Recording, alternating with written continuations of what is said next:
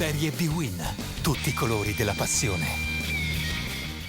La 25esima giornata in Serie B-Win si gioca in infrasettimanale, nevica allo Stadio Olimpico dove il Torino di Ventura riceve il Vicenza di Gigi Cagni. I Granata hanno perso il primato in classifica, adesso sono addirittura terzi alle spalle di Sassuolo e Pescara. Per il Toro una sola vittoria negli ultimi 5 turni. Anche il Vicenza, impegnato nella lotta per la salvezza, attende di tornare al successo da 5 gare. Si parte agli ordini dell'arbitro Candussio di Cervignano, campo leggermente imbiancato con le righe rifatte di rosso affinché si vedano meglio. Al 7° minuto la prima azione pericolosa è del Vicenza, c'è questo cross di Maiorino, la girata di Abruscato bloccata dal portiere Benussi appena arrivato dal Palermo. Toro in avanti, Meggiorini apre a sinistra per Oduamadi, l'ex milanista punta all'area avversaria, doppio dribbling di Oduamadi, il destro con la risposta pronta da parte di Frisoni, in piedi nella neve Gigi Cagni. Ancora Toro in avanti con Surraco che vede Oduamadi a sinistra, è libero il sinistro,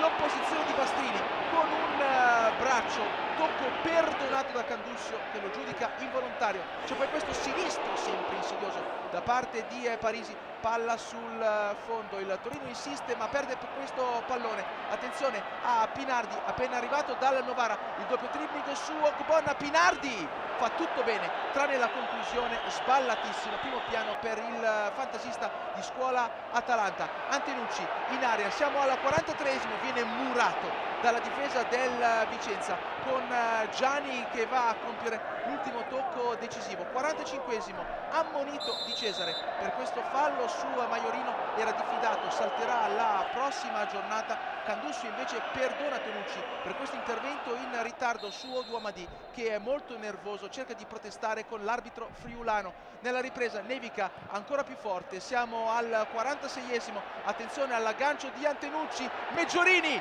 solo davanti a Frison, si fa ipnotizzare dal portiere che il Catania ha cercato inutilmente di portare sotto l'Etna. Arriva il turno di Rolando Bianchi che non segna dal 15 ottobre, che è rimasto alla Toro nonostante molte voci di mercato. Gli lascia il posto Meggiorini, entra anche Sgrigna per Oduamadi che ha fatto un grande primo tempo, ora è esausto. Dentro Solico per il Vicenza, fuori Nicola Rigoni, saltato all'ultimo momento il suo trasferimento all'Atalanta. 64esimo, attenzione, Surraco in area, la palla in mezzo e a Tonucci nel tentativo di anticipare Antenucci infila nella propria porta. Torino meritatamente in vantaggio, un autogol sfortunato da parte di Tonucci. Si aprono praterie ora per il Toro, ci prova Rolando Bianchi, la risposta sempre attenta da parte di Frisoni. Il Vicenza tenta con questo colpo di testa di Abruscato alto dopo cross